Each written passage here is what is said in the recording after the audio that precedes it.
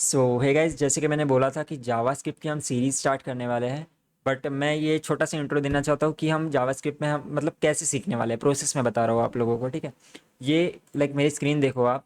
ये कुछ एक डॉक्स है, javascript.info नाम से, ठीक है। अगर आप ये इंटरनेट पर सर्च करोगे तो ये डॉक्स आपको मिल जाएगा। हम इसी डॉक्स को फॉलो करने वाले हैं। एंड ये सारी चीज़ें पढ़ेंगे, ठीक है। आप ना एक काम करना, इन केस अगर आपको टाइम होगा ना तो आप बेसिक सी ये चीज़ पढ़ लेना कि जावास्क्रिप्ट यूज़ कैसे होती है। अदरवाइज चलो मैं ही बता देता हूँ आपको, ठीक है। जावास्क्रिप्ट हम लॉजिक बिल्डिंग के लिए यूज़ करते हैं मोस्टली। अगर वेबसाइट्स ऐप्स वगैरह बनाते हो ना तो उसमें एक लॉजिक बिल्डिंग के लिए एक लैंग्वेज रहती है, ठीक है। लैंग्वेज रहती है जो हम यूज़ करते हैं, ठीक है। उसे कोड करके लॉजिक उसमें लिखना पड़ता है, ठीक है। सपोज अभी मान के चलते हैं वेब डेव की अगर बात करें हम, तो HTML CSS JS जो है, ठीक है।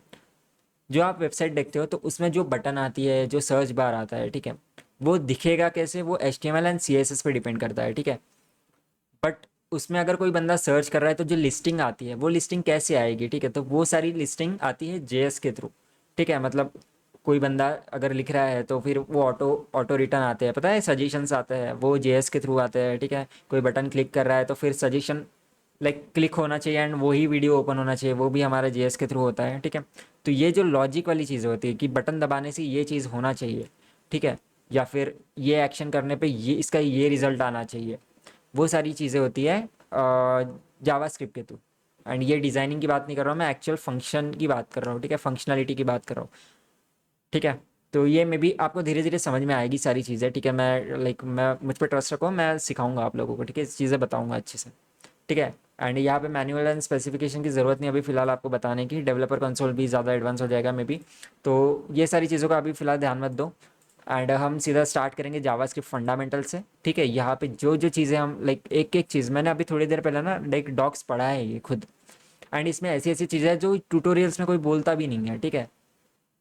एट्रीब्यूट्स के बारे में मैंने कहीं नहीं पढ़ा कि यार भाई एट्रीब्यूट्स भी होते हैं स्क्रिप्ट्स में। वो टाइप वाला मुझे पता है, ठीक है।